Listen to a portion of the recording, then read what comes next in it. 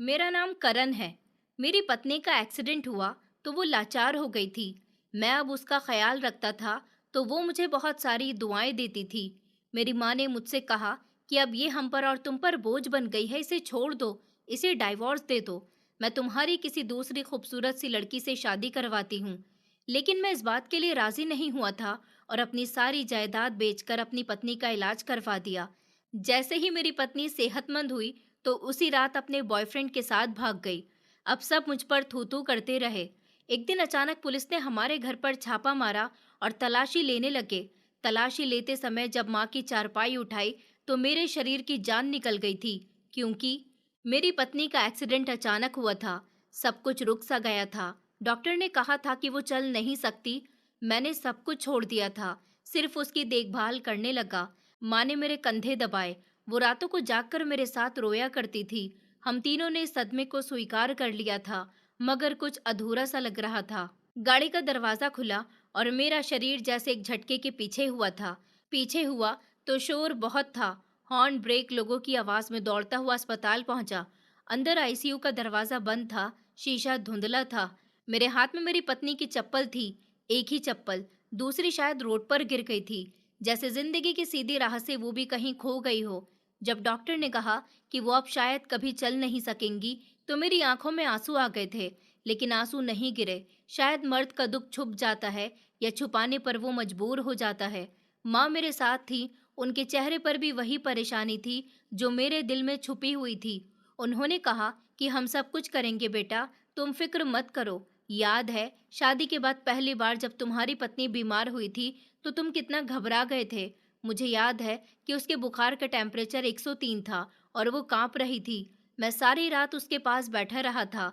दबी आवाज में मैं उसके लिए प्रार्थना करता रहा था। उसने तब भी मुझे पकड़कर कहा था कि जब तुम होते हो तो मुझे डर नहीं लगता।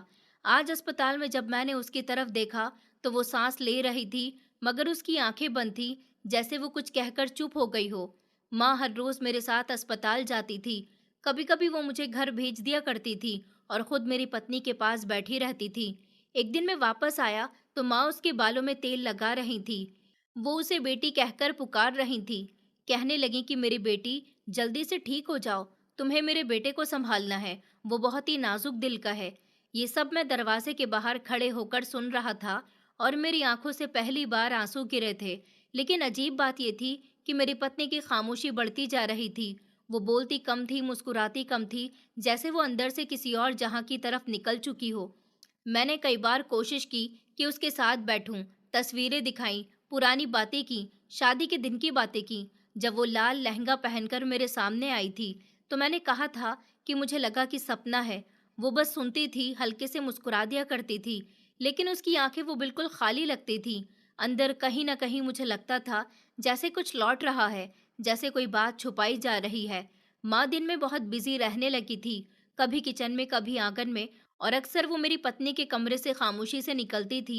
मैंने कुछ नहीं पूछा था, मुझे अपनी माँ पर शक का हक नहीं था। शायद हम जब किसी से बहुत प्यार करते हैं तो देखने का नजरिया खो बैठते हैं, बस मान लेते हैं कि सब ठीक है, यह सब ठीक हो जाएगा। लेकिन जिंदगी सिर्फ प्रार्थनाओं से नहीं चलती, उसमें भी कभी कभी कोई सच बहुत जुल्म जैसा होता है। मैंने इस समय कुछ नहीं जाना था, कुछ नहीं पहचाना था। मुझे लगा कि हम तीनों एक ही दर्द में शामिल हैं। मैंने सिर्फ अपनी पत्नी को बचाना चाहा, हर कीमत पर। लेकिन किस्मत तो शायद किसी और ही खेल की तैयारी कर रही थी। माँ ने धीरे से मेरे कंधे पर हाथ रखा और कहने लगी कि बेटा, बस इतना बता दो कि तुम खुश हो। मैंने उनकी तरफ देखा। वो चूल्हे के पास खड़ी चाय बना रही थी। उनके चेहरे पर वही मोहब्बत थी, वही फिक्रमंदी थी जो हमेशा ही रहती थी। मगर उस दिन उनके शब्दों में कुछ और था, जैसे वो कुछ कहना चाह रही हों और शब्दों को चबा गई हों। मैंने जवाब नहीं दिया। खामोशी मेरे अंदर एक आदत बन चुकी थी। हर बात दिल में रखकर गुजार देना, अपनी सोचों का बोझ खुद उठाना, बस यही चल रहा था। इलाज महंगा हो रहा था। हर विजिट, हर दवा, हर थेरेपी हजारों में पड़ती थी। माँ ने अपने पुराने जेवर निकाले, वही जो मेरे पिता की निशानी थे, और मेरे हाथ पर रख दिए। मैंने हाथ पीछे खींच लिया और कहा कि माँ, नहीं, मैं ये नहीं बेच सकता। माँ मुस्कुराई, जैसे पहले से वो जानती हो। उन्होंने कहा कि नहीं बेटा, तुम इसे बेच दो, तुम ही तो जायदाद के वारिस हो। मैंने वो रात नींद में नहीं गुजारी थी, घर के कोने कोने में मेरी पत्नी की आवाज बसी हुई थी। वही जो कभी जिंदगी से भरी होती थी, अब सिर्फ उसकी आहें रह गई थी। माँ ने चुपचाप मेरे बिस्तर के पास चाय रख दी और चली गई। मैं जानता था कि वो मेरा दिल नहीं दुखाना चाहती, लेकिन वो ये भी चाहती थी कि मैं फैसला कर लूं।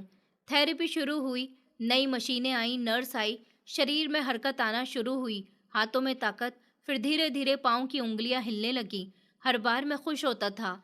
माँ प्रार्थना करती थी, मगर मेरी पत्नी, वो तो बस खामोश देखती रहती थी, जैसे ये सब उसकी मर्जी से बाहर का नजारा हो, जिसमें वो सिर्फ तमाशा देख रही हो।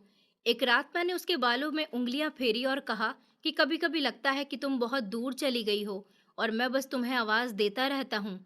उसने मेरी तरफ देखा, होठों पर हल्की सी मुस्कुराहट आई, मगर आंखें फिर वही वीरान थी। मैंने कुछ नहीं कहा। कुछ सवाल ऐसे होते हैं जिनके जवाब हमें पहले से पता होते हैं, बस सुनने की हिम्मत नहीं होती।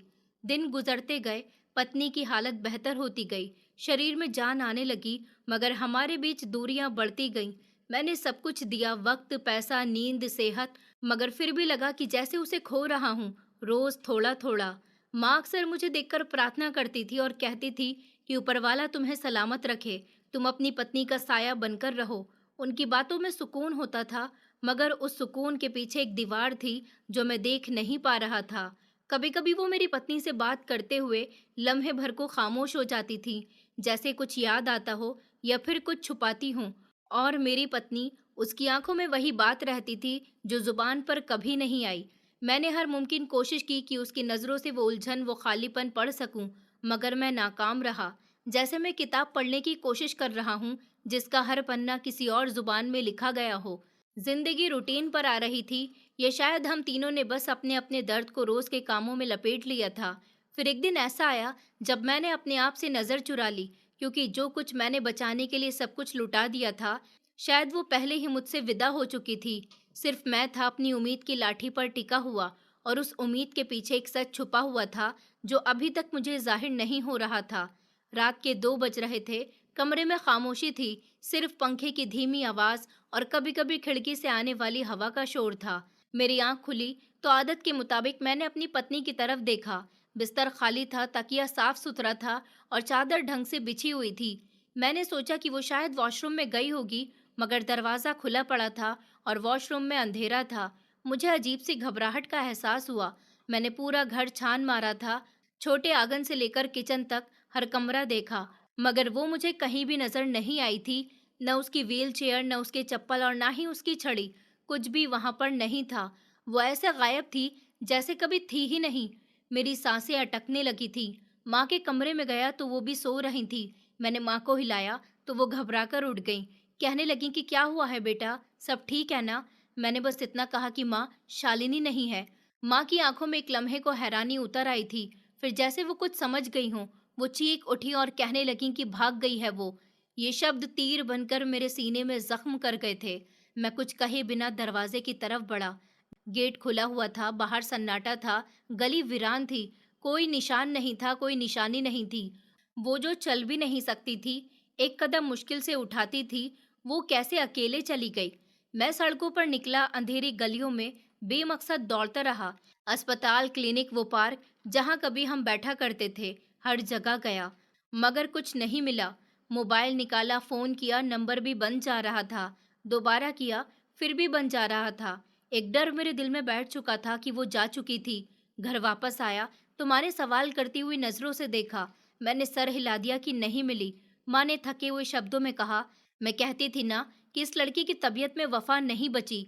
तुमने सब कुछ कुर्बान कर दिया और उसने तुम्हारा सब कुछ बर्बाद कर दिया। उसने तुम्हारे बारे में कुछ भी नहीं सोचा। मैंने माँ की बात नहीं सुनी। मैं बस सोफे पर बैठा छत को घूर रहा था, जैसे वहां कोई जवाब लिखा हो जो मेरी समझ से बाहर था। सुबह होने तक मोहल्ले में बात फैल चुकी थी। दादी माँ दरवाजे पर बैठी कह रही थी कि कल रात अंकित ने गेट खुला हुआ देखा था, कहीं वो किसी के साथ ना निकली हो। तभी एक औरत ने चुपके से कहा कि सुना है, इलाज के दौरान उसकी किसी लड़के से दोस्ती हो गई थी, और सबने उस औरत की बात को सच मान लिया। क्यों नहीं मानते? मैंने खुद उस पर भरोसा किया था, सब कुछ उस पर वार दिया था। अब वो चुपचाप चली गई थी। पुलिस में रिपोर्ट दर्ज करवाई तो ऑफिसर ने जैसे पहले से तैयार सवालात मेरे सामने रख दिए थे। उन्होंने कहा कि शक है किसी पर तुम्हारी अपनी पत्नी शालिनी के साथ लड़ाई हुई थी क्या? तुम्हारे पास किसी का नंबर या मैसेज कुछ है? मगर मेरे पास तो कुछ भी नहीं था। बस एक गायब चेहरा था और कुछ धुंधले लम्हे थे, जिन्हें मैं जोड़ने की कोशिश कर रहा था। माँ हर आने जानने वाले को कहती कि हमने तो उसे अपनी बेटी बनाया, उसे बहुत प्यार दिया। मेरे बेटे ने उसके इलाज की खातिर जमीन बेच दी और वो बगैरत यहाँ से चली गई। इन बातों के दौरान माँ कभी मेरी तरफ देखती नहीं थी, जैसे वो जानती हो कि मैं इस पर क्या सोच रहा हूँ, या शायद माँ भी अंदर ही अंदर कुछ छुपा रही हो। मेरी रातें लंबी हो गई थी, दिन जैसे वक्त को खींचकर चला रहा था। मैं शालिनी की वापसी का इंतजार करता था, मगर साथ में मैं ये भी सोचता था कि अगर वो लौट आई तो क्या मैं वही रहूंगा, उस पर भरोसा कर सकूंगा? क्या जो कुछ लौटा है वो वापस आ सकेगा? मेरे दिल ने ये बात मानने से इनकार कर दिया था। वो अगर अपनी मर्जी से चली जाती तो कम से कम कुछ कहकर, कुछ छोड़कर तो जाती, कोई शब्द, कोई इशारा, कोई निशान। लेकिन वो तो खामोशी से गायब हो गई थी, जैसे हवा में बदल गई हो। ना उसका कोई फोन आया था, ना कोई मैसेज, बस एक तस्वीर और एक अधूरा शब्द था। रात को मैं अपनी पत्नी के कमरे में गया था, जहां हर चीज वैसी की वैसे ही थी जैसे उसने छोड़ी थी। अलमारी खोली तो उसकी खुशबू अभी भी कपड़ों में बसी हुई थी। उसका एक दुपट्टा मेरे हाथों में आया। मैंने आंखों से लगा लिया। याद आया कि शादी के कुछ दिन बाद वो मुझसे कहती थी कि कभी मैं नहीं रहूं तो मेरे कपड़े संभाल कर रखना, उनमें मेरी सांसें रहेंगी। मैंने तब हंसकर कहा था कि ऐसी बातें मत किया करो। आज वही कपड़े मेरी सांस खींच रहे थे। वक्त जैसे रुक गया था, हर लम्हा जैसे सुस्त हो गया था, दिल बोझल हो गया था। मोहल्ले में चर्चा जारी थी। कुछ कहते थे कि उसका बॉयफ्रेंड था, मौका मिलते ही चली गई। कुछ कहते थे कि ऐसा कुछ नहीं होता अगर सास पहले दिन से ही उसके साथ सही व्यवहार रखती, और कुछ लोग सिर्फ तमाशा देख रहे थे। हमदर्दी के शब्दों में जहर घुला हुआ था, मगर मैं इन सब से दूर था और अपने अंदर की खामोशी से लड़ रहा था। माँ ने अब घर के कामकाज खुद संभाल लिए थे। खुद सफाई किया करती थी, नाश्ता बनाया करती थी, सब कुछ चुपचाप करती थी। कभी कभी मुझसे कहती थी कि कुछ खा लो बेटा, खुद को बर्बाद मत करो।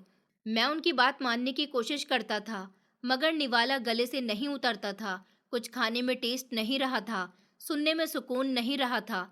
सिर्फ शालिनी की कमी हर जगह मुझे महसूस होती थी। एक दिन मैंने माँ को शालिनी के कमरे में देखा। वो उसकी चीजें ठीक से रख रही थी, कपड़े फोल्ड करके अलमारी में रख रही थी। मैं खामोशी से दरवाजे पर खड़ा रहा। उनकी हरकत में सुकून था, जैसे किसी बोझ से छुटकारा पाकर अब सब कुछ समेटा जा रहा हो। एक लम्हे के लिए माँ रुकी, किसी तस्वीर को देखा, फिर धीरे से पलट दिया। मुझे लगा जैसे वो कुछ याद करके मिटा देना चाहती हूँ। मैं पीछे हट गया था, कमरे में नहीं गया। उसी लम्हे एक एहसास ने मुझे जकड़ लिया कि कुछ तो है जो नजर नहीं आ रहा, कुछ तो ऐसा है जो कहा नहीं गया। शालिनी की गुमशुदगी, माँ का सुकून, मोहल्ले की बातें, सब कुछ किसी न किसी धुंध में लिपटा हुआ महसूस होने लगा था। हर नज़ारे के पीछे एक और नज़ारा छुपा हुआ था। मैंने कई बार अपनी पत्नी शालिनी का नंबर डायल किया था। हर बार एक ही जवाब मिला कि ये नंबर बंद है या फिर पहुंच से बाहर है। मैं बैठकर सोचता रहा कि क्या वो सच में चली गई है? अगर चली गई तो किसके साथ और कहाँ और क्यों? मगर ये सवाल एक और सवाल खोलते थे, जवाब कभी नहीं आता था। रातों को मुझे नींद कभी आ जाती थी, कभी नहीं आती थी। सपनों में उसकी झलक दिखाई देती थी। कभी वो मुझे बुलाती थी, कभी रूठ कर दूर चली जाती थी। एक रात सपने में वो मेरे सामने खड़ी हुई थी और मेरी आंखों में आंखें डालकर कह रही थी कि तुमने कुछ नहीं देखा, कुछ भी नहीं। मैं चीख कर उठा था, पसीने में भीगा हुआ था, दिल तेज धड़कता रहा। दिनों के साथ खामोशी बढ़ती गई। अब कोई सवाल नहीं करता था, कोई तसल्ली नहीं देता था। सब जैसे मान चुके थे कि वो चली गई है। मैं अभी भी दरवाजे की तरफ देखता था। हर बार जब गेट की कुंडी हिलती तो एक लम्हे के लिए दिल धड़कता था कि शायद शालिनी हो, मगर हर बार मायूसी होती थी। माँ दिन ब दिन मजबूत नजर आने लगी थी, जैसे उन पर कोई असर नहीं हुआ हो, और यही बात मेरे दिल में एक कन्फ्यूजन पैदा करती गई। उनका इतना सुकून से होना इस हद तक कि उनकी आंखें तक नहीं भीगी। कुछ तो था जो मुझे नजर नहीं आ रहा था, कुछ ऐसा जो मैं नहीं समझ रहा था। और ये खामोशी सबसे खतरनाक थी, क्योंकि कभी कभी चीख सुनाई देती है, दिखाई देती है कि कुछ गलत है, मगर जब खामोश हो और हर चीज पहले जैसी हो, तब समझ नहीं आता कि जख्म कहाँ है। मगर खून बहता रहता है। शाम का वक्त था, आसमान पर हल्के बादल थे। मैं दरवाजे के बाहर बैठा चाय पी रहा था। मोहल्ले के कुछ लोग रोज की तरह गली के नुक्कड़ पर बातों में बिजी थे। तभी पड़ोस के चाचा जी, जो हमेशा खामोश रहते थे, मेरे पास आकर बैठ गए। उनकी सांस थोड़ी फूली हुई थी। हाथ में अखबार का पुराना टुकड़ा था, जो वो अक्सर हाथ में लेकर फिरते रहते थे। कुछ देर को वो खामोश बैठे रहे, फिर अचानक कहने लगे कि बेटा, बुरा मत मानना, एक बात कहना चाहता हूँ। रातों को तुम्हारे घर से कुछ अजीब सी आवाजें आती हैं। मैंने चौंक कर उनकी तरफ देखा, फिर हंस पड़ा। मैंने कहा, चाचा जी, आप भी ना, आपको कोई वहम हो गया होगा, शायद बिल्ली हो। चाचा जी ने बस अच्छा कहा और उठकर धीरे धीरे चलते हुए वापस चले गए थे। मैं भी कुछ देर सोचता रहा, फिर सर झटक दिया। मेरे पास वैसे भी बहुत कुछ सोचने के लिए था। शालिनी का चले जाना, माँ की अजीब सी खामोशी, मेरे अंदर का शोर, और कोई भी परेशानी वाली बात सुनने की मेरे अंदर गुंजाइश कहाँ थी। माँ अंदर से निकली। शायद उन्होंने चाचा जी की आवाज़ सुन ली थी। उन्होंने मेरी तरफ देखे बिना कहा कि बुढ़ापे में वहम होना आम बात है। इस उम्र में तो दीवार भी बोलती हुई नजर आती है। मैंने कहा, जी, लेकिन दिल के किसी कोने में एक उलझन सी पड़ गई थी। अजीब बात ये थी कि चाचा जी बहुत कम बोलते थे। जो उन्होंने कहा वो ऐसे अचानक क्यों, और उनका अंदाज ऐसा था जैसे वो और भी कुछ कहना चाहते थे लेकिन रुक गए। रात को मैं देर तक जागता रहा। माँ सोने के लिए चली गई और घर में पूरी तरह से खामोशी थी। अचानक नीचे वाले कमरे से एक अजीब सी सरसराहट सुनाई दी। पहले तो मैंने सोचा कि शायद चूहे हों या फिर कोई पुराना पाइप हो, मगर फिर कुछ ऐसी आवाज सुनी जो इंसानी आवाज से मिली हुई लगती थी। धीमे दबे दबे शब्दों में, जैसे दो लोग धीरे धीरे कुछ कह रहे हों। मेरे शरीर में उलझन पैदा होने लगी। मैं खामोशी से बिस्तर से उठा और दरवाजा धीरे से खोला, और सीढ़ियों की तरफ बढ़कर हर कदम के साथ मेरे दिल की धड़कन तेज हो रही थी। नीचे पहुंचा तो सब कुछ पहले जैसा था। लाइट बंद थी, अंधेरा था, दरवाजा बंद था। मैंने कमरे की तरफ कान लगाए, लेकिन अब कुछ भी सुनाई नहीं दे रहा था। मैं वापस ऊपर आकर लेट गया था, मगर नींद नहीं आ रही थी। एक बेचैनी सी छा गई थी। कुछ तो था जिसे मैं समझ नहीं पा रहा था। शालिनी की गुमशुदगी के बाद सब कुछ जैसे एक सपना सा लग रहा था, मगर वो आवाज, वो एक लम्हे की झलक, जैसे किसी सपने को हकीकत से जोड़ने के लिए आ गई हो। अगले दिन माँ रोज की तरह काम में लगी रही।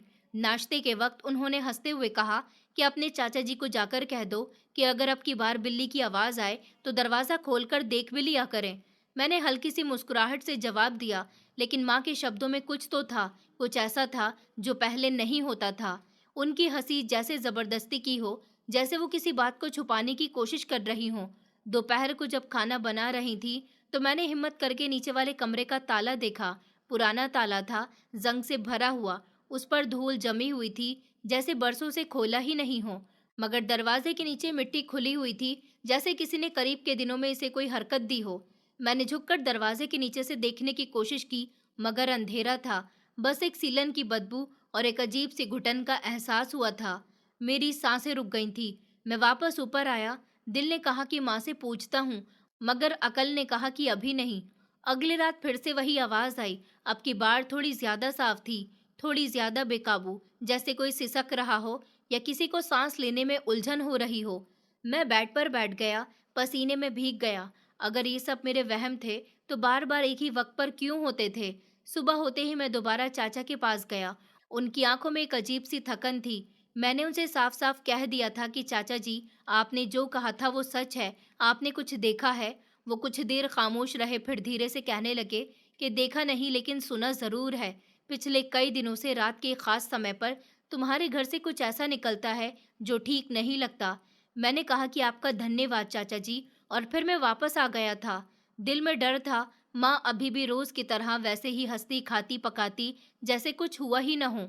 लेकिन हर रात जब नीचे से आवाज आती तो माँ के खर्राटे गायब हो जाते थे। उनकी करवटें सुनाई देती थी, जैसे वो जाग रही हों। मेरे अंदर अब एक फैसला जन्म ले रहा था। कुछ तो था जो छुपा हुआ था, कुछ ऐसा जिसे जानना मेरे लिए बहुत जरूरी था। और शायद वो कुछ नीचे था, बंद दरवाजे के पीछे, इस खामोश घर की सबसे खामोश जगह में। दोपहर की तेज धूप में सूरज छत पर आग बरसाए खड़ा था। मैं आंगन में पानी के कूलर के पास बैठा, अखबार में आंखें गाड़े हुए था, जब अचानक गेट पर जोर की दस्तक हुई। माँ किचन से निकली और मैंने दरवाजा खोला तो सामने पुलिस खड़ी हुई थी। एक ऑफिसर ने अपना कार्ड दिखाया और कहने लगा कि आपके घर की हमें शिकायत मिली है, हमें आपके घर की तलाशी लेनी है। माँ दरवाजे के करीब आई। उनके चेहरे पर हैरानी थी, जैसे उन्हें यकीन नहीं आ रहा हो। उन्होंने कहा कि कैसी शिकायत? पुलिस ऑफिसर ने जवाब दिया कि डिटेल बाद में, अभी हमें हर कमरा चेक करना होगा। घर में एक अजीब सा सन्नाटा छा गया था, जैसे दीवारें भी सांस रोककर सब कुछ सुन रही हों। मैंने इशारे से कहा कि ठीक है, जो करना है कर लो। पुलिस ने तलाशी शुरू कर दी थी। पहले किचन, फिर मेरी पत्नी का कमरा, फिर स्टोर रूम, फिर गेस्ट रूम। माँ बार बार उनके पीछे जा रही थी, कभी पलट रही थी, कभी कह रही थी, तो कभी अपने कपड़े ठीक कर रही थी, लेकिन उनके हाथ थोड़े कांप रहे थे। पुलिस ऑफिसर बार बार उन्हें रोक रहा था। मैडम, हमें हमारा काम करने दीजिए। फिर एक सिपाही उनके कमरे में गया, जहां माँ का कमरा था। उन्होंने इर्द गिर्द देखा, नीचे की तरफ नजर दौड़ाई, फिर अचानक कहा कि साहब, यहाँ पर कुछ है। माँ तेजी से आगे बढ़ी और कहने लगी, यहाँ पुरानी चीजें रखी हुई हैं बस, और कुछ भी नहीं है। पुलिस ने माँ का बेड हटाया। नीचे धूल जमी हुई थी, लेकिन बीच में एक लोहे का हैंडल बना हुआ था, जंग से भरा हुआ, जैसे बरसों से किसी ने उसे छुआ भी नहीं हो। फिर भी वो साफ नजर आ रहा था। पुलिस ऑफिसर ने मुझे देखा और कहने लगा कि ये किस चीज का हैंडल है।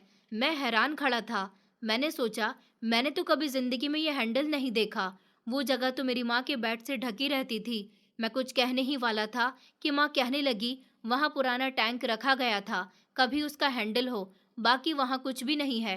पुलिस ने कोई बात सुने बिना हैंडल खींच दिया। दरवाजा खुलने की आवाज एक चीख जैसी महसूस हुई थी, जैसे सालों से बंद था, किसी की सांसें अचानक बाहर निकली हों। लकड़ी की सीढ़ियां नीचे जा रही थी, जिन पर कदम रखते ही चिड़चिड़ाहट उभरी थी। मैं, पुलिस और दो सिपाही धीरे धीरे नीचे उतरे। हर कदम के साथ एक नमी की बदबू, और सन्नाटा और ज्यादा गहरा होता गया। नीचे अंधेरा था, दीवारों पर नमी जमी हुई थी, कुछ जगहों पर फफूंदी, और हर तरफ से सीलन की बदबू आ रही थी। नीचे पहुंचते ही सामने एक पुराना सा लोहे का दरवाजा दिखाई दिया। उस वक्त उस पर भी जंग लगा हुआ था, और हल्की सी हथकड़ी जैसे कोई लकीर हो। हवलदार ने हाथ से उसे हिलाया तो दरवाजा नहीं खुला। फिर एक ने जोर लगाया, दूसरे ने दरवाजा पकड़ा और दरवाजे को धक्का दिया तो वो खुल गया था। अंदर की हवा रुकी हुई थी, जैसे वक्त यहाँ थम गया हो। रोशनी कम थी, सिर्फ एक बल्ब लटक रहा था, हल्का हल्का झूलता हुआ। कमरे के बीचों बीच फर्श पर एक शरीर पड़ा हुआ था। वो कोई और नहीं बल्कि मेरी पत्नी शालिनी थी, जो बेहोश पड़ी हुई थी, जैसे कोई पुरानी तस्वीर हो, सालों से अलमारी के कोने में रखी हुई हो। मैं फौरन ही दौड़कर उसके पास गया। उसका शरीर सख्त हो गया था, जैसे सर्दी में जकड़ गया हो, लेकिन उसकी सांसें चल रही थी, बहुत धीमी, बहुत टूटी हुई। उसकी कलाइयां लाल हो रही थी, जैसे किसी ने उसके हाथ बांध रखे हों, और पैरों की एड़ियां जख्मी थी। उसके होठ सूख चुके थे, और आंखों के नीचे नीले निशान थे।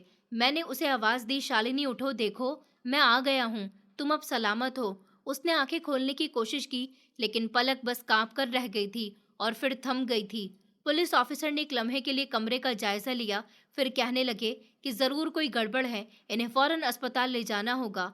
माँ नीचे आई तो उनके कदम रुक गए। वो दीवार के साथ लगकर खड़ी हो गई थी, जैसे इस हादसे से नजर चुराना चाहती हों, ये शायद अंदर ही अंदर उसका सामना करने की हिम्मत जमा कर रही हों। उनका चेहरा पीला पड़ चुका था, साथ ही वो बहुत परेशान भी लग रही थी। पुलिस ने मुझे रोका और एम्बुलेंस को कॉल लगाई। कुछ ही लम्हों के बाद एम्बुलेंस आ गई थी और शालिनी को अस्पताल ले जाया गया। मैं साथ जाना चाहता था, लेकिन पुलिस ने कहा कि आपसे कुछ बातें पूछनी है, ये कानूनी कार्यवाही है। मैंने सिर्फ एक नज़र अपनी पत्नी पर डाली, जो अब एक बार फिर से मिल चुकी थी, लेकिन इस बार उसकी कंडीशन बहुत खराब थी। पुलिस ऑफिसर ने नीचे की कमरे की तस्वीरें ली। दीवारों पर मौजूद निशान, बंद अलमारी, पुराने बर्तन, खाली बोतलें, और एक कपड़ा जो जमीन पर पड़ा हुआ था, शायद मेरी पत्नी का दुपट्टा था। हर चीज जैसे कोई दर्दनाक कहानी सुना रही थी, लेकिन शब्दों के बिना। माँ चुपचाप खड़ी रही, किसी सवाल का जवाब नहीं दिया, किसी नजरिए से नजर नहीं मिलाई। जब पुलिस ने कहा कि आपको पुलिस स्टेशन चलना होगा इन्वेस्टिगेशन के लिए, तो उन्होंने बस सर हिलाकर कहा कि ठीक है। घर अब वीरान लगने लगा था। वो कमरा जहां मेरी माँ होती थी, उनका बिस्तर होता था, उसके नीचे का राज और सारी खामोशी, जैसे हर चीज अब बदल गई हो। वो माँ जो रातों को जागकर मेरे लिए पानी रखती थी, जो मेरे दुख पर रोया करती थी, वही अब एक बड़े सवाल के नीचे दब चुकी थी। पुलिस स्टेशन में बयान देते समय मैं अंदर ही अंदर बिखरता रहा। मैंने बताया कि मेरी पत्नी लापता हो गई थी। मैंने उसकी गुमशुदगी की रिपोर्ट भी दर्ज करवाई थी। मेरी माँ ने मुझसे कहा था कि वो खुद लौट आएगी, लेकिन आज पता चला कि वो किसी और के नहीं बल्कि मेरे ही अपने घर के नीचे थी, जहाँ से मैं रोज गुजरता रहा। वो मेरी मदद की आस में पड़ी रही। पुलिस ने कहा कि ये कोई मामूली कैद नहीं लगती, बहुत सोच समझकर किया गया है। हमें पूरी तरह से इन्वेस्टिगेशन करनी होगी। शाम को जब मैं अस्पताल गया तो मेरी पत्नी होश में आ चुकी थी। मुझे देखते ही उसकी आंखों में एक ऐसी थकन उभर आई थी जो शब्दों में नहीं बताई जा सकती थी। मैं उसके पास बैठा था, उसका हाथ पकड़कर, और कहने लगा कि बस शालिनी, अब सब ठीक हो जाएगा, तुम फिर कभी अकेली नहीं रहोगी। उसने धीरे से सर हिलाया। उसके होठों पर कपकपाहट थी, जैसे कुछ कहना चाहती हो, लेकिन उसका शरीर साथ नहीं दे रहा हो।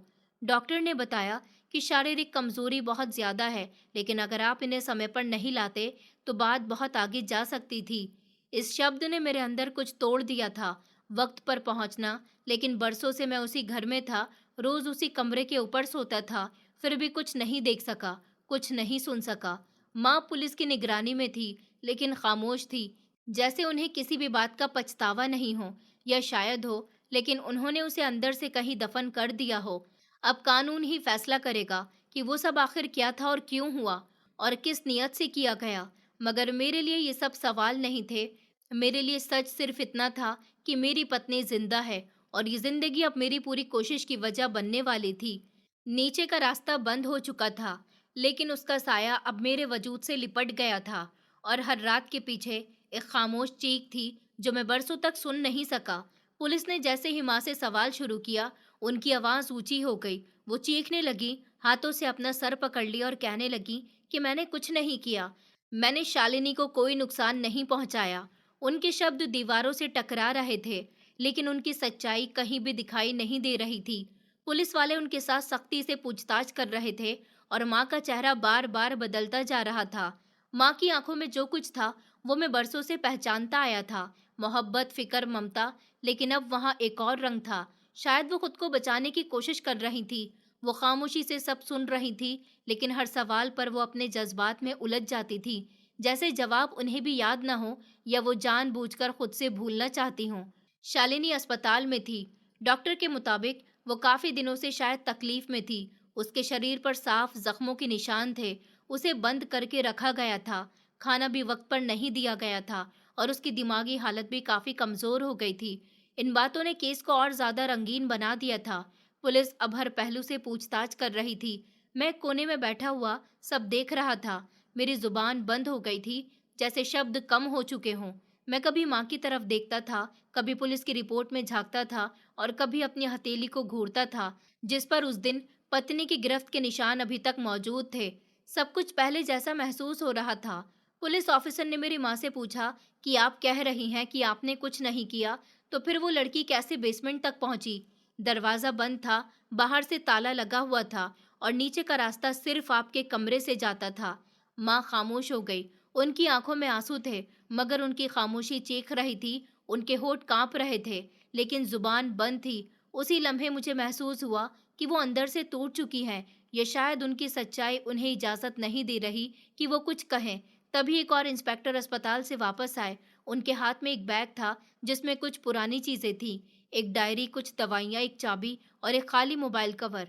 उन्होंने कहा कि ये सब कुछ बेसमेंट में पड़ा हुआ था। इंस्पेक्टर ने कहा कि ये डायरी बहुत ही स्पेशल है, इसी की मदद से हमें पहले गवाही मिलेगी। डायरी के पेपर पर मेरी पत्नी के हाथ से लिखा हुआ था, वो दर्द जो जुबां पर नहीं आया, लेकिन उसने पेन से उस डायरी पर लिख दिया था। उसमें कुछ डेट्स लिखी हुई थी, कुछ तारीख पर माँ का जिक्र था, और कुछ पर तो सिर्फ शब्द थे कि आज फिर रोशनी नहीं आई। मेरे हाथ सूज चुके हैं। वो रोज आती है, कुछ कहती नहीं, बस देखती है। मैंने पढ़ा, और मेरे अंदर एक डर की दीवार टूट गई थी, जैसे सब कुछ मेरी नजरों के सामने रखा जा रहा हो, बिना किसी शब्द के, बिना ढके छुपे। ये वो सच था जिसकी मैंने कभी उम्मीद भी नहीं की थी, और अब वो धीरे धीरे मेरे सामने खुल रहा था। माँ ने जब वो डायरी देखी, उनके चेहरे का रंग उड़ गया था। उन्होंने चीख कर कहा कि ये सब झूठ है, ये उसने खुद लिखा है मुझे फंसाने के लिए। पुलिस ने ठंडी आवाज में कहा कि देखो मैडम, हम झूठ और सच का फैसला खुद कर लेंगे, आप सिर्फ हमारे सवालों का जवाब दे दो। मैं एक बार फिर से खामोश था, जैसे किसी और का किस्सा सुन रहा हूँ, लेकिन हर पन्ने पर लिखा हर शब्द मेरे सीने में गूंज रहा था। वो औरत जिसे मैंने अपनी जिंदगी कहा, वो मेरे घर में कैद रही, मेरे कदमों के नीचे से सिसकती रही, और मैं रोज उसके कमरे के ऊपर से गुजरता रहा। पुलिस ने माँ को हिरासत में ले लिया। आखिरी बार उन्होंने मेरी तरफ देखा। उनकी नजरों में न पछतावा था, न नफरत थी, बस एक थकन थी, जैसे वो हार गई हूँ। किसी अपने ही खेल से। वो कुछ कहना चाहती थी, कुछ शायद अपनी सफाई में, शायद अपने फैसले की कोई वजह, लेकिन अब मैं सुनने की कंडीशन में नहीं था। उस रात मैं दोबारा माँ के कमरे में गया। नीचे उस तहखाने में वही जंग वाला दरवाजा, वही सन्नाटा था। मैंने लाइट ऑन की, हर वो चीज देखी, शालिनी की जंजीरों के निशान, खाली बोतल और वो दीवार जिस पर खाली शब्द उंगलियों से गोदे गए थे, मुझे सुनो। मैं घुटनों के बल बैठ गया और जमीन पर हाथ रखकर बस सांस लेता रहा। उस समय मुझे लगा जैसे जमीन के अंदर उसकी चीखें अभी भी मौजूद हैं। हर एक दीवार पर, हर साया उसकी गवाही दे रहा हो। मेरी माँ पुलिस की हिरासत में थी, लेकिन मुझे पता था कि सिर्फ वही मुजरिम नहीं थी, मैं भी मुजरिम था। अपनी पत्नी का, अपनी नादानी का, अपनी अंधी वफादारी का, अपनी आंखें बंद रखने का। और ये सच का पहला टुकड़ा था जो मेरे हाथ में आया था। बाकी पूरा सच अभी सामने आना बाकी था। पुलिस की इन्वेस्टिगेशन जैसे जैसे आगे बढ़ रही थी, मामला गहरा होता जा रहा था। सबूत इकट्ठे हो रहे थे, लेकिन असली झटका उस समय लगा जब पड़ोसी चाचा जी को बुलाया गया, उनका बयान लिया गया। वो वही चाचा जी थे जिन्होंने मुझे कुछ दिन पहले कहा था कि तुम्हारे घर से अजीब अजीब आवाजें आती हैं। इस बार उनके पास सिर्फ आवाज नहीं, कुछ और भी था। उनके बयान ने हर चीज को बदलकर रख दिया था। उन्होंने पुलिस के सामने कहा कि एक रात मैं छत पर था, गर्मी की वजह से मुझे नींद नहीं आ रही थी। अचानक करण के घर के आंगन में हलचल हुई। मैंने नीचे झांक कर देखा तो करण की माँ शांति जी किसी को घसीट रही थी। मैंने साफ तो नहीं देखा कि कौन है, लेकिन शरीर बेजान सा लग रहा था। मैं डर गया और चुपचाप अंदर चला गया।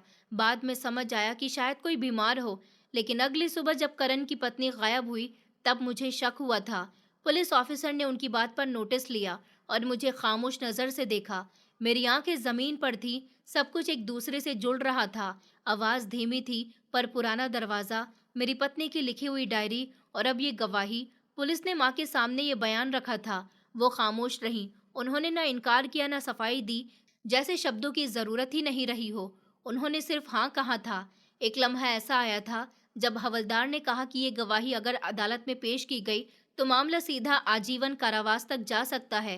तभी माँ ने एक लंबी सांस ली और नजर मुझ पर गड़ दी। मैं जो दूर बैठा हुआ था, सब सुन रहा था, उनकी निगाह से बच नहीं सका। वो धीरे से कहने लगी, जैसे बस मुझसे कह रही हूँ। उन्होंने कहा, शालिनी मेरे बेटे को बर्बाद कर रही थी, मैंने अपने बेटे को बचा लिया। ये शब्द मेरे अंदर जोर से लगे थे, जैसे मेरे अंदर सब कुछ हिल गया हो। मैं कुछ देर तक माँ को घूरता रहा था, लेकिन कुछ बोल नहीं सका। मेरे शब्द मेरे गले में ही अटक गए थे। माँ ने अपने बयान को आगे बढ़ाया, कहने लगी कि मैंने उसे छुपाया, खत्म नहीं किया। मैं चाहती थी कि मेरा बेटा सच देखे। वो लड़की मेरे बेटे की मोहब्बत के काबिल नहीं थी। उसके दिल में मेरे बेटे के लिए कुछ नहीं था। इलाज के नाम पर वो उसको लूट रही थी और किसी से बातें करती थी। मैंने खुद कई बार सुना था। कई बार वो रात को फोन पर किसी से हंस हंस कर बातें करती थी। वो मेरे बेटे को बेवकूफ बना रही थी।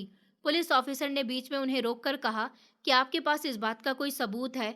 उनकी बातों की कोई कॉल रिकॉर्डिंग या कोई मैसेज या कोई गवाह? माँ खामोश रही, जैसे जो कहना था वो कह दिया हो। अब सुनने का बोझ मेरा था। मेरी पत्नी अभी भी अस्पताल में थी। उसकी हालत कुछ बेहतर हो रही थी, मगर खामोश थी। शायद उसे अभी अंदाजा था कि अभी सच पूरी तरह से सामने नहीं आया, अभी कुछ बातें छुपी हुई हैं।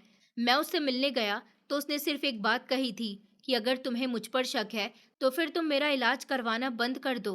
उसकी आवाज थकी हुई थी, लेकिन नजर साफ थी। मैंने उसका हाथ थामकर कहा कि मुझे शक नहीं है, बस अब हर सच को सुनने की हिम्मत पैदा कर रहा हूँ। पुलिस ने अगले दिन माँ के कमरे की और तलाशी ली और एक पुराना मोबाइल मिला जिसमें कुछ ऑडियो रिकॉर्डिंग थी।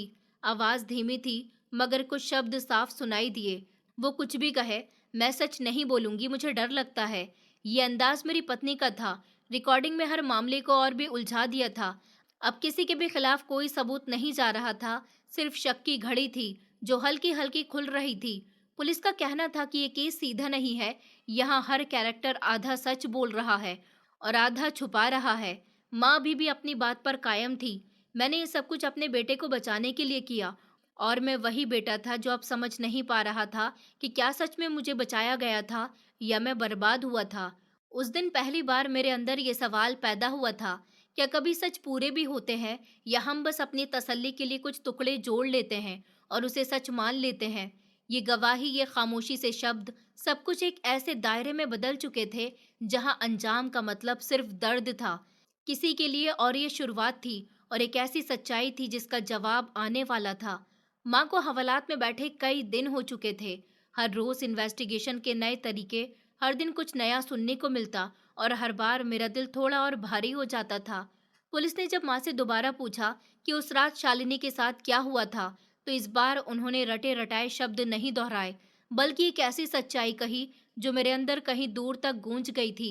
माँ ने धीरे से कहा कि मेरा बेटा सारी जायदाद बेचकर उस लड़की पर लगा रहा था, अपनी सारी कमाई, अपने सारे सपने उस पर वार रहा था, और वो मेरे बेटे से तंग आ चुकी थी। मैंने कई बार उसे फोन पर किसी से बात करते हुए सुना था। वो रात को दरवाजा बंद करके किसी से बात करती थी। मैंने एक बार उससे पूछा भी था कि वो किससे बात करती है, तो वो उलझ गई थी। बस तभी मैंने फैसला कर लिया था। मैंने सोच लिया था कि ये लड़की मेरे बेटे को बर्बाद कर देगी। मैंने अपने बेटे का बचपन देखा था, उसकी आंखों में आंसू देखे थे, जो वो मुझे दिखता तो नहीं था, लेकिन बिखर जाता था। मैं नहीं चाहती थी कि मेरा बेटा और टूट जाए। मेरा दिल चीख पड़ा। मैं जमीन पर जोर जोर से मुक्के मारने लगा, दीवार को हिलाने लगा, मगर आवाज नहीं निकली। सिर्फ सांसें तेज चलने लगी, जैसे शरीर में तूफान भर गया हो, लेकिन बाहर कुछ भी जाहिर नहीं हो पाया हो। मैं उनको देख रहा था। ये वही औरत थी जिसने मुझे जन्म दिया था, जिसने मुझे पाल पोस कर बड़ा किया था, मेरे लिए रातों को जागती थी, मुझे लोरी सुनाया करती थी, सर्दियों में मेरे ऊपर रजाई डालती थी, गर्मियों में हाथ से पंखा किया करती थी। वही औरत आज मेरे सामने ये सब कह रही थी। पुलिस ने उनसे पूछा, तो फिर आपने उसे नीचे क्यों रखा? आपने इस बारे में किसी से शिकायत क्यों नहीं की? बेटे से बात क्यों नहीं की? माँ ने नजर नीचे रखते हुए कहा, क्योंकि मुझे लगा अगर मैं कुछ नहीं करती तो ये सब कुछ खुद से तबाह हो जाता। मैंने कुछ दिन का इरादा किया था, बस उसे कुछ दिन वहां अकेले रखूंगी। शायद उसे समझ आ जाएगा, शायद वो शर्मिंदा हो जाएगी, लेकिन वक्त के साथ सब कुछ बिगड़ गया। माँ की बात सुनकर मेरी आंखों के सामने फ्लैशबैक की तरह वो सारे नज़ारे चलने लगे थे। मेरी पत्नी का बदलता हुआ बर्ताव, उसकी खामोशियां, माँ की वो नज़रों से हटती हुई परेशानी, और वो लम्हे जब मुझे लगता था कि कुछ है जो मैं देख नहीं पा रहा। दूसरी तरफ अस्पताल में शालिनी अब बात करने लगी थी। धीरे धीरे सच्चाई उसकी जबान से भी निकलने लगी थी। उसने बताया, मैं अकेली हो गई थी। मेरा शरीर चलने लगा तो दिल में कुछ और सोच आई। मुझे शक था कि शायद तुम सिर्फ तरस खा रहे हो, मोहब्बत नहीं कर रहे। माँ जी ने जब मेरे इलाज पर एतराज किया तो मैंने उनसे उलझना शुरू कर दिया। शायद वो समझ गईं कि अब मैं खामोश नहीं रहूंगी। मैंने शालिनी से पूछा, क्या तुम किसी से बात करती थी? वो खामोश हो गई, फिर कहने लगी कि मेरा एक दोस्त था, पुराना दोस्त। बस उससे दिल हल्का करने के लिए बात करती थी, लेकिन कभी कुछ गलत नहीं था। शायद उस समय मुझे खुद अपने अंदर कोई कमी समझ नहीं आ रही थी। उसकी बात सुनकर मेरे सीने में जैसे दर्द सा हुआ था, लेकिन इसमें इल्जाम नहीं था, सच था, कड़वा था, लेकिन साफ था। मुझे उस पर गुस्सा नहीं आया, बस अफसोस हुआ। हम दोनों वक्त के हाथों इतने थक चुके थे कि एक दूसरे की जुबान भी भूल गए थे। माँ का मकसद शायद मुझे बचाना था, लेकिन उन्होंने तरीका ऐसा अपनाया था जो न माँ के लायक था, न इंसानियत के। उन्होंने फैसला अपने तौर पर कर लिया था, मुझसे पूछा भी नहीं, मुझे समझने का मौका भी नहीं दिया। मैं घर आया तो सब कुछ जैसे बदला हुआ लगा। दीवार के दरवाजे, यहाँ तक कि छत का पंखा भी जैसे खामोश हो चुका हो। मैं माँ के कमरे में गया, जहाँ उनका बेड अब खाली पड़ा हुआ था। उनके बेड के नीचे वो हैंडल था, वो तहखाना जिसने सच को छुपा रखा था। माँ ने जो किया था, उनका मकसद शायद बुरा नहीं था, पर अंजाम ऐसा था जिसने सब कुछ बदल दिया था।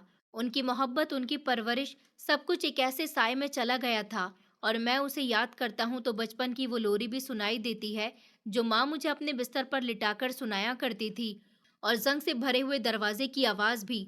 ये कहानी अब सिर्फ मेरी नहीं थी, अब हर उस इंसान की कहानी थी। इसके फैसले दूसरों ने उसके लिए किए, चाहे मोहब्बत में किए या नफरत में। और मकसद कभी कभी सच नहीं होता, बस एक पर्दा बन जाता है जो आखिरकार उठ ही जाता है। पुलिस ने चार्जशीट तैयार कर ली थी। इल्जाम संगीन थे। इंसान को कैद में करना और उसको दिमागी और मानसिक रूप से प्रताड़ित करना एक संगीन जुर्म है, और मेरी माँ ने यह जुर्म किया था।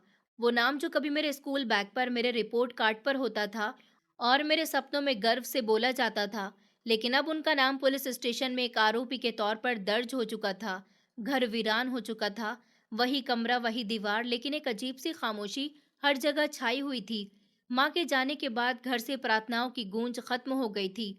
जो आवाज कभी सुबह के साथ शुरू होती थी, अब रात के सन्नाटे में गुम हो चुकी थी। किचन के बर्तन जिन हाथों की महक से पहचाने जाते थे, अब बंद पड़े थे। आंगन की मिट्टी सूखी हुई थी, जैसे किसी ने उस पर पानी देना छोड़ दिया हो। शालिनी अस्पताल से घर आ चुकी थी। उसकी चाल अब बेहतर थी, लेकिन कदमों में भरोसा भी वापस नहीं आया था।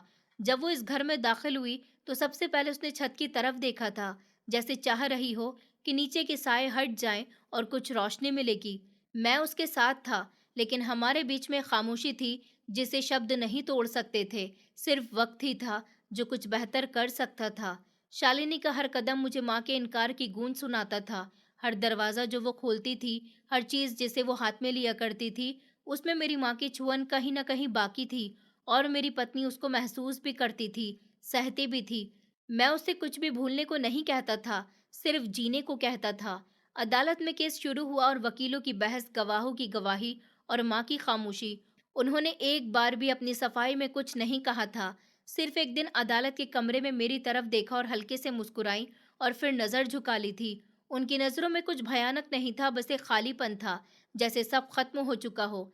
मेरा बयान सबसे ज्यादा अहम था। जब मैं गवाही के लिए कटघरे में खड़ा हुआ, तो मेरे हाथ कांप रहे थे। मैंने कहा कि मैंने अपनी माँ पर यकीन किया, आंखें बंद करके। मैंने अपनी माँ पर विश्वास किया। मुझे लगा कि वो मेरी सलामती चाहती हैं, लेकिन उन्होंने वो सब मुझसे छीन लिया जिसके लिए मैं जीता था। उन्होंने मेरी पत्नी को कैद नहीं किया, उन्होंने मेरा दिल बंद कर दिया, मेरे यकीन का कत्ल कर दिया। अदालत में खामोशी छा गई थी। माँ ने तब भी कुछ नहीं कहा था, जैसे हर इल्जाम को वो खामोशी से सहन कर चुकी हों। शायद वो जानती थी, और वो जो चाहती थी वो पूरा नहीं हुआ, और जो कर बैठी वो माफी के काबिल नहीं था। अदालत ने एक सलामत फैसला कर लिया, और मैं घर वापस आकर बैठ गया था, उसी आंगन में जहां कभी मेरी माँ बैठकर सब्जी काटती थी। आज वो जगह खाली थी, और उनकी आवाज अभी भी मेरे कानों में गूंज रही थी, लेकिन वो आवाज सुकून नहीं देती थी। वो आवाज अब एक बोझ बन चुकी थी। शालिनी मेरे पास आई, मेरे हाथ पर हाथ रखे। उसकी आंखों में अभी भी थकन थी, लेकिन साथ में एक अजीब सी नरमी भी थी। उसने कहा कि हम एक बार फिर से सब कुछ शुरू कर सकते हैं, लेकिन इस बार कोई झूठ नहीं होगा, कुछ भी छुपाया नहीं जाएगा, बस सच के साथ सब कुछ शुरू होगा। मैंने सर हिला दिया था। मुझे और कुछ नहीं चाहिए था, न बदला, न चर्चा, न हमदर्दी। मुझे सिर्फ इंसाफ चाहिए था, वो भी ऐसा इंसाफ जो शोर नहीं करे। इसके बाद कोई इल्जाम बाकी न रहे, न मेरे दिल में, न शालिनी की आंखों में। ये वो लम्हा था जहां कहानी का शोर थम रहा था, और अंदर एक नई जंग की छाप सुनाई दे रही थी। एक ऐसी जिंदगी जिसमें गुजरे लम्हों की राख से हम अपना नया कल बनाना चाहते थे। खामोश इंसाफ जो चीखों से नहीं, सच्चाई से होता है। और सच आखिरकार हमारे बीच खड़ा था, पूरी तरह से कड़वा, लेकिन दिल में सुकून था, जैसे आसमान ने भी कुछ देर रोने के बाद खामोशी ओढ़ ली हो। आंगन में बैठे हुए मुझे कई घंटे बीत चुके थे। सामने वही कुर्सी थी जिस पर मेरी पत्नी शाम को बैठकर चाय पिया करती थी। आज वो फिर उसी जगह बैठी हुई थी, जिंदा थी, खुश थी, सलामत थी, और अपनी आंखों में अनगिनत बातें लिए। अस्पताल से वापस आने के बाद कई दिन गुजर चुके थे। उसके शरीर के जख्म तो अब भर चुके थे, मगर जो अंदर के जख्म थे वो दोनों के बीच दीवार बनकर खड़े थे। हम दोनों ने कुछ खास बात नहीं की थी, बस एक दूसरे की मौजूदगी को बर्दाश्त करना सीख लिया था। कभी कभी वो मेरी तरफ देखती थी, मैं नजर चुरा लिया करता था। कभी मैं कुछ कहना चाहता था, मगर शब्द साथ नहीं देते थे। घर का माहौल बदला हुआ सा था। माँ अब जेल में थी, उनके बिना ये घर अजनबी लगने लगा था। वही कमरा, वही आंगन, वही दरवाजे, सब कुछ वही था, मगर अब उनमें माँ की परछाई नहीं थी, और शायद यही खामोशी दोनों के दिल में मौजूद थी। माँ की गलतियों ने हम दोनों को तोड़ दिया था। एक शाम मेरी पत्नी ने धीरे से कहा कि ये घर अभी भी सलामत लगता है, लेकिन वैसा नहीं जैसा पहले हुआ करता था। मैंने जवाब दिया, हम दोनों भी तो वैसे नहीं रहे जैसे पहले हुआ करते थे। वो हल्के से मुस्कुराने लगी, जैसे मेरे शब्दों से परहेज कर रही हो, लेकिन इस मुस्कुराहट में तकलीफ छुपी हुई थी। मेरी पत्नी का हर दिन एक कोशिश होता था कि नॉर्मल जिंदगी की तरफ लौटने का, खुद को दोबारा जीने के काबिल बनाने का। वो अब किचन में जाकर खाना बनाया करती थी, दरवाजा खोलती थी, आंगन में बैठती थी, कभी कपड़ों को धोया करती थी, घर के सारे काम करती थी। मैं उसे खामोशी से देखता रहता था, ना तो रोक पाता था, ना थाम सका था, क्योंकि अब मुझे लगता था कि मेरे हाथों से सब कुछ छूट चुका है। फिर एक दिन उसने कहा कि हम सब कुछ नए तरीके से शुरू कर सकते हैं। ये शब्द सीधा मेरे सीने में जा बैठे थे। वो औरत जिसे एक माँ ने जमीन के नीचे छुपाने की कोशिश की थी, आज खुद जमीन से निकलकर मुझे नया रास्ता दे रही थी। मैंने धीरे से कहा कि शुरू तो हम कब का कर चुके हैं, बस मानने में देर की है। हम दोनों ने एक दिन माँ की पुरानी अलमारी खोली, उनके कपड़े निकाले, उसमें कुछ जेवर और एक डायरी थी। उस डायरी में उन्होंने मेरे बचपन की एक-एक याद लिख रही थी। जब मैं बीमार होता था, जब मैं पहली बार स्कूल गया था, जब मैं रोकर माँ की गोद में छुप गया था। शालिनी ने वो डायरी पढ़ते हुए एक शब्द कहा कि औरत तुमसे बहुत प्यार करती थी, बस उस प्यार को काबू में रखना नहीं जानती थी। मैं खामोश रहा क्योंकि मेरी पत्नी ने वो बात कही थी जिसे मैं खुद से भी कहने से डरता था। माँ की कैद, उनका जुर्म, उनके अंजाम, सब कुछ अदालत के तरीके से चल रहा था, लेकिन मेरे लिए वो सब अजीब था। मेरे लिए असली अदालत मेरा घर था, मेरी पत्नी थी और हमारी खामोशी थी। हमने फैसला कर लिया था कि कुछ महीने के लिए शहर छोड़ देंगे। एक नया माहौल, नई हवा, शायद कुछ दिल को सुकून मिल जाएगा। मेरी पत्नी मान गई थी और हम दोनों ने अपना सामान पैक करना शुरू कर दिया था। मैंने अपनी पत्नी का वो दुपट्टा अलग रखा जो मुझे बेसमेंट से मिला था। वो अब मेरे लिए कोई डरावनी चीज नहीं थी, बल्कि एक निशानी थी। हमने सोच लिया था कि जो हुआ वो खत्म नहीं होता, लेकिन उसका बोझ कम जरूर हो जाता है। शाम को मैंने आखिरी बार अपनी पत्नी से पूछा, क्या हम सच में आगे बढ़ सकेंगे? उसने मेरा हाथ पकड़कर कहा कि आगे बढ़ने के लिए पिछला सब कुछ मिटाना जरूरी नहीं होता। कुछ जख्मों के लिए भी जिया जा सकता है, बस वो जख्म बासी नहीं हो। अब हम रवाना हो चुके हैं, एक नए शहर, नए घर की दीवारों की तरफ। लेकिन मेरे साथ मेरी पत्नी है, जिसे सिर्फ मेरी मोहब्बत ही नहीं, मेरी पूरी जिंदगी जुड़ी हुई है। मैंने सब कुछ खोया और सब कुछ जीत भी लिया। ये खोना अब जीत में बदल सकता है, अगर हम दोनों साथ चलते रहे, खामोशी में भी, सच्चाई में भी। ये कहानी मेरी नहीं रही, ये हर उस आदमी की कहानी है जो खुद को बेआवाज समझता रहा। अब मैं लिख रहा हूँ ताकि मेरी कहानी को जानकर, अगर तुम सच पर हो तो हारने के बाद भी जीत मुमकिन है। बस थोड़ा सा वक्त लगता है, और एक औरत जो वापस आ जाए, चाहे कितनी ही देर हो चुकी हो। मैं अपनी पत्नी के साथ अब इस दूसरे शहर में, दूसरे घर में अपनी जिंदगी की नई शुरुआत कर चुका हूँ और पुरानी सारी बातों को भूलने की कोशिश कर रहा हूँ। माँ की याद अभी भी आती है, मगर वक्त काफी बढ़ गया, अब कुछ नहीं हो सकता। दोस्तों, उम्मीद करती हूँ आपको हमारी कहानी पसंद आई होगी। कहानी पसंद आई है तो वीडियो को लाइक करें, चैनल पर नए हैं तो चैनल को सब्सक्राइब करें और हाँ, नोटिफिकेशन बेल को ज़रूर दबाएं ताकि अगली अपडेट सबसे पहले आपको मिले।